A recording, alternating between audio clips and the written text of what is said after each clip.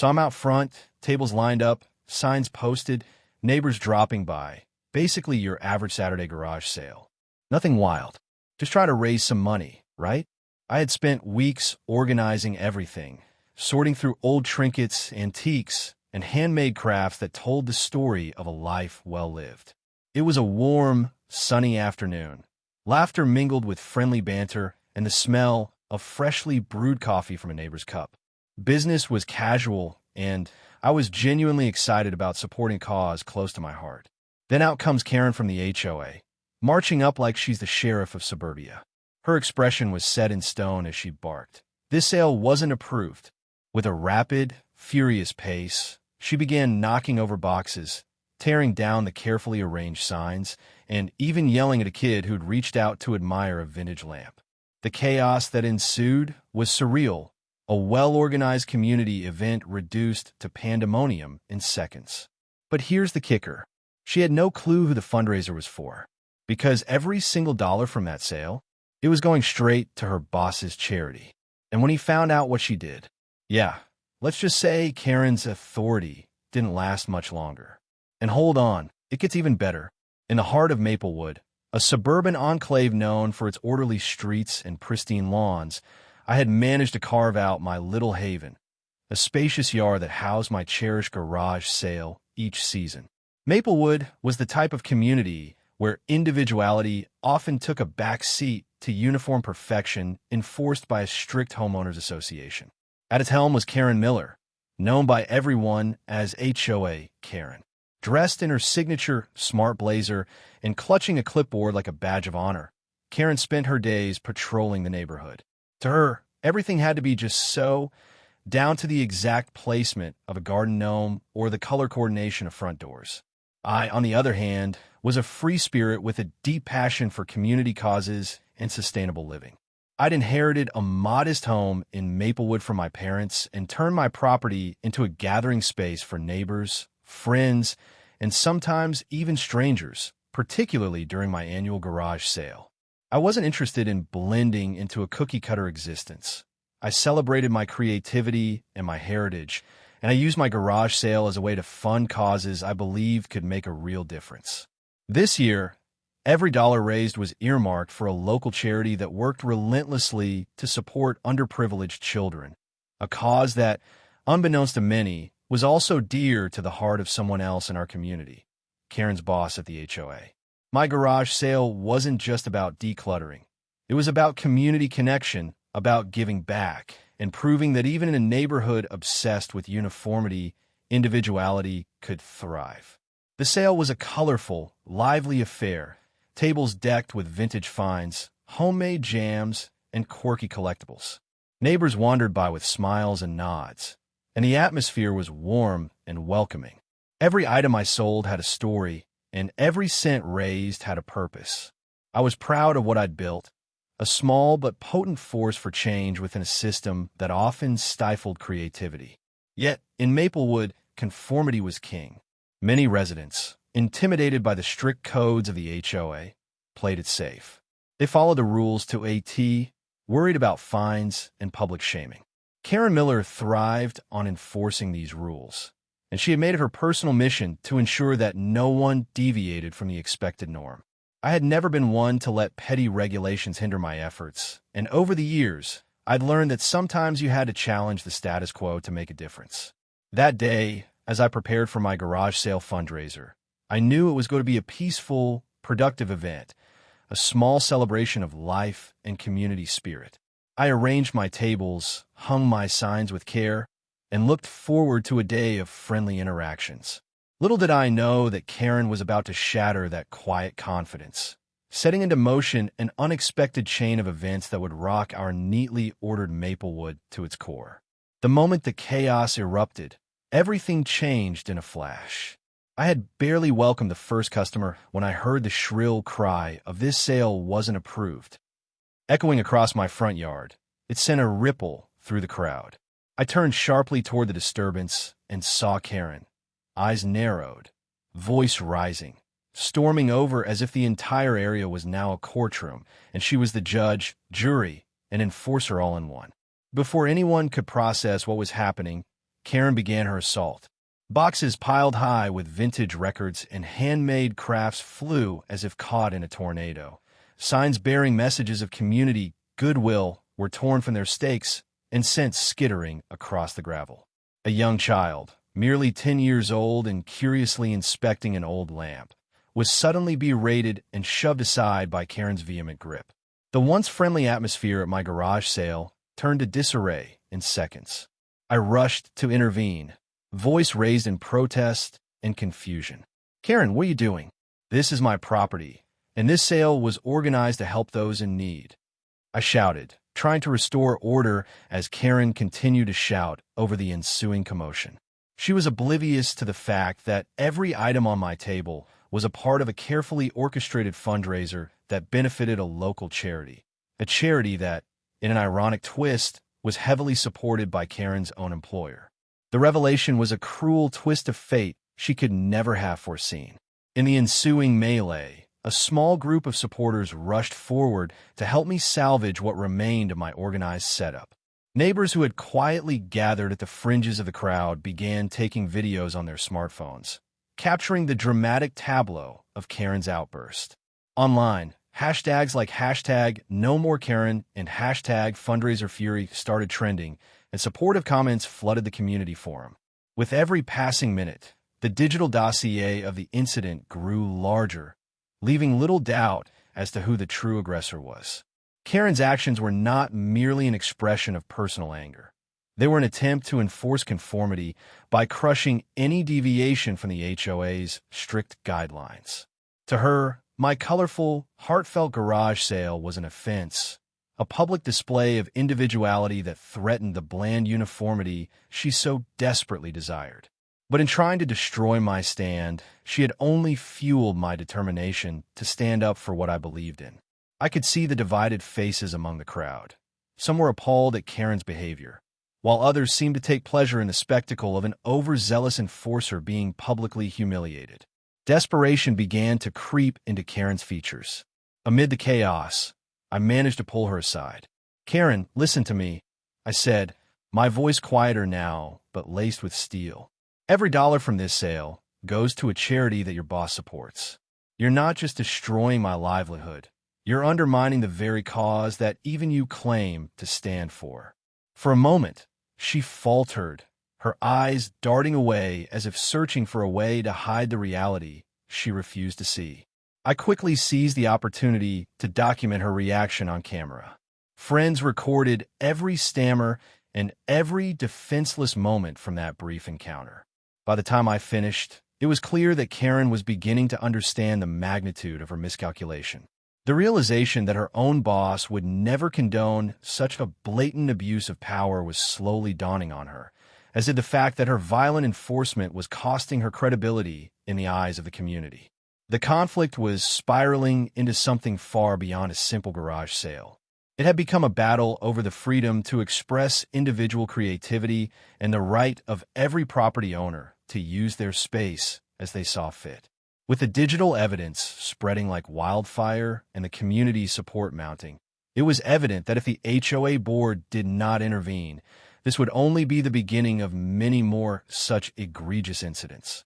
I continued to compile more footage and rallied support from longtime neighbors who had also felt the sting of arbitrary fines. Online petitions circulated rapidly, demanding that the HOA board take strict action against unauthorized interventions and abuse of power. My phone buzzed constantly with messages of encouragement. "Keep fighting. We're with you. Karen's just proving her own irrelevance." The battle lines had been drawn, and the community was ready to stand for what was right. In a private meeting with a few trusted friends, I laid out my next steps. While I was prepared to take legal action if necessary, I also knew that exposing Karen's hypocrisy on a public platform could lead to a broader community revolt against such arbitrary authority. The garage sale had become a spark for a much larger fire, a fight for freedom, creativity, and respect for individual rights. And I knew then that this wasn't just about my own sales. It was about reclaiming our neighborhoods from those who thought they could dictate how we live our lives. In the hours after the incident, the digital reaction was explosive. Photos and videos of the chaos at my garage sale were shared widely on neighborhood social media groups and soon spread beyond Crescent Meadows. Comments and hashtags like hashtag fundraiserfury, hashtag no more Karen, and hashtag creative freedom erupted, with residents praising the resilience of those who dare to stand up to arbitrary enforcement. Local news outlets quickly jumped on the story, with reporters arriving to interview stunned neighbors. "It's incredible," one anchor said on live TV, "that a simple garage sale could spark such a community revolt against authoritarian rule." Interviews with several attendees revealed a mixture of shock at Karen's aggressive behavior and admiration for how quickly the community rallied behind the cause. The narrative shifted rapidly. What began as a personal vendetta transformed into a broader fight for artistic expression and property rights. Inside the HOA board, the situation grew tense. Emergency meetings were held in closed sessions, and leaked minutes painted a picture of internal division. Some board members, who had long defended Karen's strict policies, now found themselves confronting a rapidly shifting public sentiment. "We must ensure that private property is respected," one dissenting voice was heard saying during a meeting, while others clung to outdated notions of order and conformity. The digital dossier of evidence, security footage, screenshots of Karen's aggressive messages, and live video from the garage sale became a powerful tool in forcing the board's hand. I continued to update my online community relentlessly. I posted follow-up videos, personal reflections, and even a detailed breakdown of every expense and donation from the garage sale, clearly showing that every penny was destined for a charity supported by Karen's own boss. The more I shared, the louder the digital outcry grew. Neighbors began organizing informal meetings at local coffee shops and community centers, planning how to push for change within the HOA. Passionate posts on community forums decried the overreach of figures like Karen, urging everyone to stand together for a future of freedom and creativity. Karen's response, meanwhile, became increasingly desperate. In a series of erratic social media updates, she tried to spin the narrative, insisting that the garage sale was out of control and that fines were necessary to maintain community decorum. But every attempt at justification was countered by overwhelming digital evidence and a resounding chorus of support from residents. Comments like, "You're fine," is the fine line between order and oppression, and "Karen, maybe take a break from policing every little thing," began trending on local feeds, mocking her excessive measures and underscoring the growing sentiment against her. The pressure finally forced the HOA board to call a final public hearing to address the incident and the broader issues it represented. This hearing was to be the decisive moment, the turning point where the community would determine whether the long-standing culture of arbitrary fines and personal vendettas would continue, or if it was time to herald a new era of respect for individual property rights and creative freedom. In the days leading up to the hearing, I organized a community campaign. Flyers were distributed, digital petitions gathered thousands of signatures, and local influencers began to endorse the cause publicly. The rallying cry became clear. No one should be punished for expressing their individuality or for conducting a fundraiser that helped those in need, regardless of how it disrupted a few stodgy rules. The tension in Crescent Meadows was palpable, and every shared photo, every comment of support, added to the momentum of the movement. On the day of the final hearing, the community center was packed with residents armed with evidence, passionate speeches, and an unyielding demand for accountability. The atmosphere was electric, an unmistakable blend of righteous anger and hopeful determination. This was more than a dispute over a garage sale. It was a fight for the soul of our community, a stand for freedom against the stranglehold of arbitrary enforcement. The stage was set for a dramatic confrontation that would force the HOA board to either reaffirm the oppressive status quo or embrace a future where each resident's rights were respected. The digital dossier, amassed over countless hours of meticulous documentation, became the centerpiece of our collective testimony, a powerful reminder that individual creativity and personal expression were not privileges to be negotiated, but rights to be protected. The decisive moment arrived on a brisk morning in a crowded boardroom at the Crescent Meadows Community Center. The room was filled with HOA officials, local law enforcement representatives, community leaders, and hundreds of determined residents, all gathered for the final public hearing that would decide the future of our community's enforcement policies. With a calm yet unyielding presence, Councilwoman Rebecca Simmons stepped up to the podium, her eyes bright with the resolve of a community that had long been stifled by arbitrary power. After a thorough review of all digital evidence, including time-stamped security footage, detailed logs of all the fines and complaints, and the impassioned testimonies of our residents, we have reached an inescapable conclusion. Councilwoman Simmons began, her voice resonating with authority. It is abundantly clear that the actions taken by Mrs. Karen Miller, namely, her uninvited demolition of a privately organized garage sale fundraiser, were not based on any legitimate concern for our community's aesthetic standards. Instead, they were driven by personal bias and an abuse of power aimed at stifling creativity and community involvement. A heavy silence settled over the room as Simmons continued. Effective immediately, the HOA board will rescind all fines and sanctions imposed on my property as a result of this incident.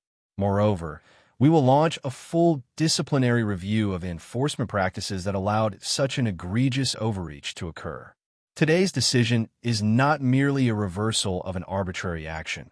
It is a resounding declaration that Crescent Meadows will protect individual rights and creative freedom from the tyranny of personal vendettas. Murmurs of agreement began to spread through the assembly.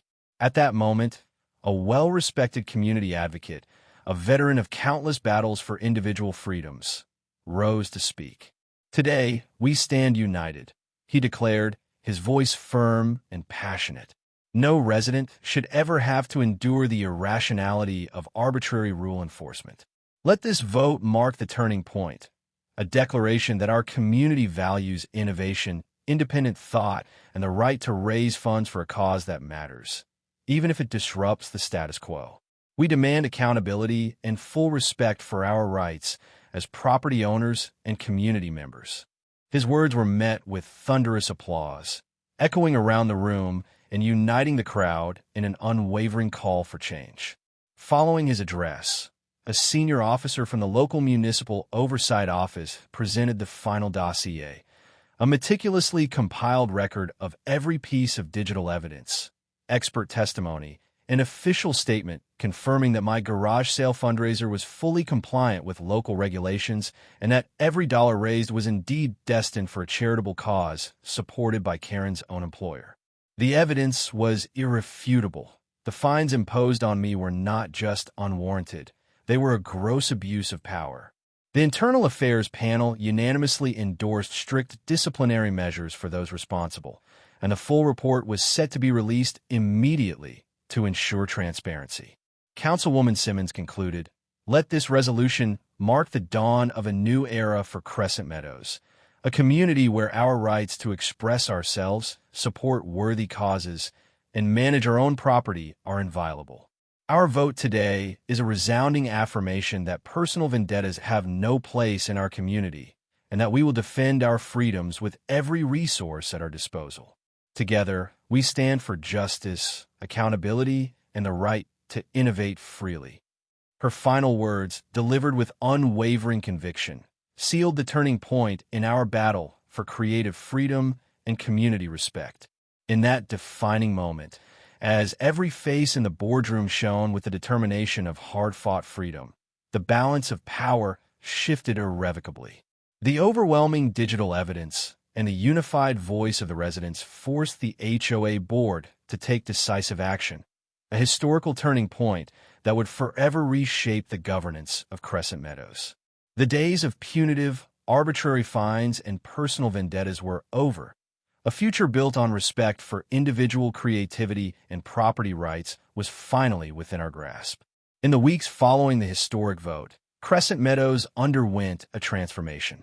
News of the rescinded fines and sweeping reforms implemented by the HOA board spread rapidly through local media and on social networks, sparking fervent discussions about property rights, creative freedom and responsible community governance.